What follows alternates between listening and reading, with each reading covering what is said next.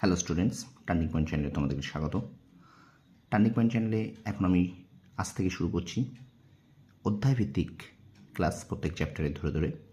এখন আমি তোমাদের সামনে নিয়ে এসেছি অধ্যায়ভিত্তিক ভূগোল ক্লাস, ভারতের অবস্থান, যেটি রেল এনটিপিসি ও পুলিশ স্পেশাল পরীক্ষার জন্য ভীষণ গুরুত্বপূর্ণ। ভিডিওটা প্রথম থেকে শেষ পর্যন্ত দেখো, আশা করি তোমরা উপকৃত হবে। চলো শুরু করি ক্লাসটি।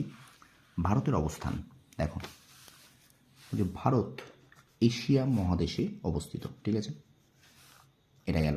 2 নম্বর দেখো, ভারত অক্ষাংশ অনুসারে উত্তর গোলার্ধে অবস্থিত। মনে রাখবে পয়েন্টটি, না ভারত অক্ষাংশ অনুসারে উত্তর গোলার্ধে অবস্থিত, ঠিক আছে। এখন থেকে আমার সঙ্গে সঙ্গে তোমরা পড়াটা করে নাও বা তোমরা খাতা আস্তে আস্তে নোট করে নাও। তারপরে দেখো 3 নম্বরে দেখো, দ্রাঘিমাংশ অনুসারে ভারত পূর্ব গোলার্ধে অবস্থিত।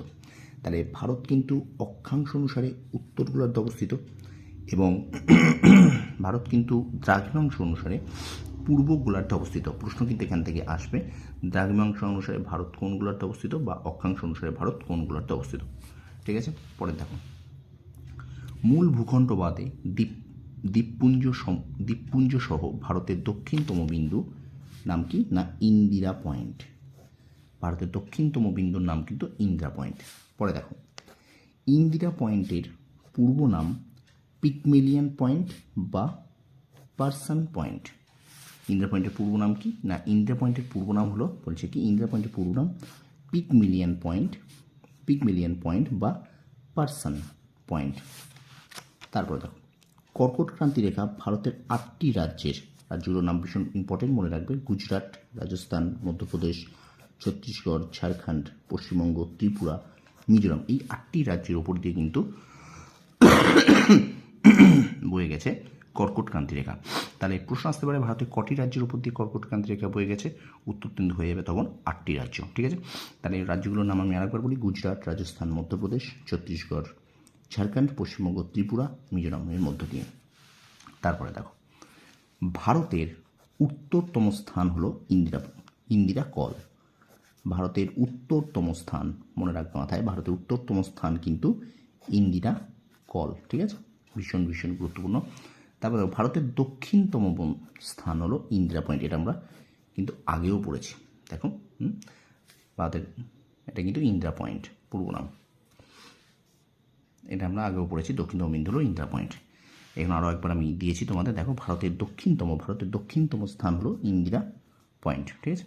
তারপর দেখো, ভারতের পূর্বতম স্থান কিবিথু, খুব ইম্পর্টেন্ট হতে চলেছে ক্লাসটি। ভারতের পূর্বতম স্থান কিবিথু, কী নাম বললাম, ভারতের পূর্বতম স্থান কিবিথু। তাহলে ভারতের উত্তরতম স্থান ইন্দিরা পয়েন্ট, ভারতের দক্ষিণতম স্থান ভারতের উত্তরতম স্থান ইন্দিরা কল, ভারতের দক্ষিণতম স্থান ইন্দিরা পয়েন্ট, ভারতের পূর্বতম স্থান কিবিথু, এবং শেষে দেখো ভারতের পশ্চিম স্থান গুহার মোটা। তাহলে কি বললাম, ভারতের পশ্চিম স্থান কিন্তু গুহার মোটা। তাহলে অর্থাৎ এই পার্টটা, এই 4টে পার্ট কিন্তু ভীষণ ভীষণ গুরুত্বপূর্ণ, ঠিক আছে। তাহলে ভারতের উত্তরতম স্থান ইন্দিরা কল, ভারতের দক্ষিণতম স্থান ইন্দিরা পয়েন্ট, ভারতের পূর্বতম স্থান কিবিথু, ভারতের পশ্চিম স্থান গুহার মোটা। এবার দেখো, আয়তনের বিচারে ভারত পৃথিবীতে সপ্তম স্থান অধিকার করে আছে। আয়তনের ভিতরে কিন্তু বিচারে ভারত কিন্তু পৃথিবীতে 7ম স্থান অধিকার করে আছে। তারপর 82 ডিগ্রি 30 মিনিট পূর্ব, এটা মনে রাখবে, 82 ডিগ্রি 30 মিনিট পূর্ব দ্রাঘিমা রেখার স্থানীয় সময়কে ভারতের প্রমাণ সময় ধরা হয়। তাহলে ভারতের প্রমাণ সময় কত? 82 ডিগ্রি 30 মিনিট পূর্ব। কি বলছে? 82 ডিগ্রি 30 মিনিট পূর্ব দ্রাঘিমা রেখার স্থানীয় সময়কে ভারতের প্রমাণ সময় ধরা। তাহলে ভারতের প্রমাণ সময় কত? না ভারতের প্রমাণ সময় কিন্তু 82 ডিগ্রি 30 মিনিট পূর্ব। তো স্টুডেন্টস, এইটুকু ছিল ভারতের অবস্থান থেকে তোমাদের ক্লাস। এটা ফার্স্ট পর্ব।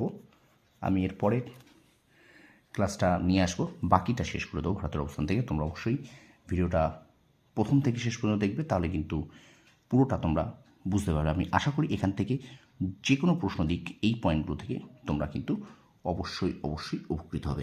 ভিডিও যদি ভালো লেগে থাকে অবশ্যই আমার চ্যানেলটা শেয়ার করো, সাবস্ক্রাইব করো, আর পাশে থাকা বেল আইকনটি প্রেস করে দেবো। তোমরা সফল হও, তোমাদের সাফল্য কামনা করি। ধন্যবাদ।